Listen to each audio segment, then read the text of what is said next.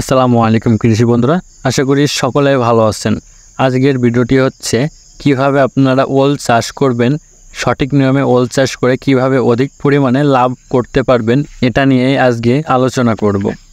প্রথমে আমাদের ওল চাষটি করতে হলে মাটি প্রস্তুত করতে হবে, পরবর্তীতে বীজ নির্বাচন করতে হবে, তারপর সার প্রয়োগ করতে হবে। কোন সময় কী কী সার প্রয়োগ করতে হবে এটি নিয়েও আজকে আলোচনা করব এবং পোকামাকড় ও রোগ প্রতিরোধ কীভাবে আপনি দূর করবেন আপনার এই ওল চাষের জমি থেকে, পুরো বিস্তারিতই থাকছে আজকের এই ওল চাষের পুরো আলোচনা। ভিডিওর মাঝে একটি কথা না বললে নয়, এমন ভিডিও পেতে চাইলে এবং পরামর্শ পেতে চাইলে এখনই আমাদের কৃষিমাঠ ইউটিউব চ্যানেলটি সাবস্ক্রাইব করে রাখুন। চলেন শুরু করা যাক। প্রথমে আমাদের ওল চাষটি করতে হলে মাটি প্রস্তুত করতে হবে। ওল চাষের জন্য উর্বর দোআঁশ ও বেলে দোআঁশ মাটি সবচেয়ে উপযোগী। প্রথমে জমি ভালোভাবে চাষ ও মই দিয়ে মাটি ঝুরঝুরে করতে হবে। জমির জল নিষ্কাশনের জন্য পর্যাপ্ত ব্যবস্থা রাখতে হবে, কারণ ওল চাষের জন্য অতিরিক্ত পানি জমলে ফসল নষ্ট হতে পারে। এবার আসি বীজ নির্বাচন।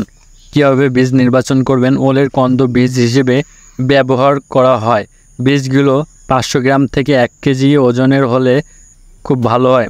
দর্শক বন্ধুরা, 1 কেজির বেশি যদি আপনি রোপণ করে থাকেন এই বীজটি, তাহলে পরবর্তীতে আপনার ওল চাষটি অধিক পরিমাণে ফলন দিবে। এই দিকে খেয়াল রাখতে হবে, 1 কেজির বেশি বীজটি রোপণ করতে হবে। এই ওল চাষ রোপণের সময় ফেব্রুয়ারি থেকে এপ্রিল মাস ওল রোপণের উপযুক্ত সময়। আপনি যে ওল চাষটি করবেন, যে বীজটি রোপণ করবেন, 10 থেকে 15 সেন্টিমিটার গভীরে রোপণ করতে হবে এবং গাছের দূরত্ব 70 থেকে 90 সেন্টিমিটার এবং সারির দূরত্ব 75 থেকে 90 সেন্টিমিটার দূরত্বে রাখতে হবে। দর্শক বন্ধুরা, খুব গুরুত্বপূর্ণ একটি টিপস এখন সার প্রয়োগ। আপনি কোন সময় কী কী সার প্রয়োগ করবেন এবং কত বিঘা জমিতে কতটুকু সার প্রয়োগ করবেন। প্রতি হেক্টরে 10 থেকে 12 টন গোবর বা কম্পোস্ট সার দিতে হবে।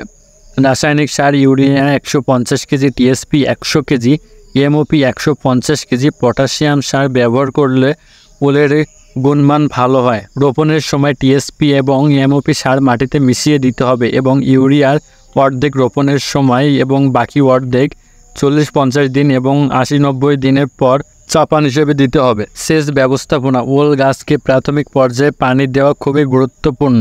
রোপণের পরপর সেচ দিতে হবে এবং শুষ্ক মৌসুমে 20 থেকে 30 দিনের ব্যবধানে সেচ দিতে হবে। পোকামাকড় নিয়ন্ত্রণ। পচন রোগ। বেশি আর্দ্রতায় পচন রোগ হতে পারে। ফিটোপথোরা নামক ছত্রাক থেকে এই রোগ হয়। ওল চাষের লাভ। ওল চাষ করে আপনি কত টাকা লাভ করতে পারবেন তার জমির আকার পরিচর্যা। প্রতি বিঘা জমিতে চাষের খরচ: জমি প্রস্তুতি 3000 থেকে 5000 টাকা, বীজ 15000 থেকে 20000 টাকা, সার ও কীটনাশক 4000 থেকে 6000 টাকা, সেচ ও পরিচর্যা 2000 থেকে 3000 টাকা। মোট খরচ 24000 থেকে 34000 টাকার ভিতরে আপনার পুরো খরচ কমপ্লিট হয়ে যাবে।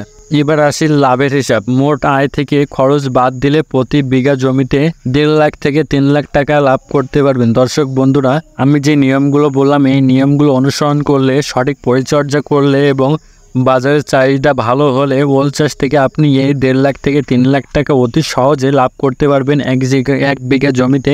দর্শক বন্ধুরা, আজকের ভিডিওটি ছিল এই পর্যন্তই। আশা করি সকলেই বুঝতে পারছেন।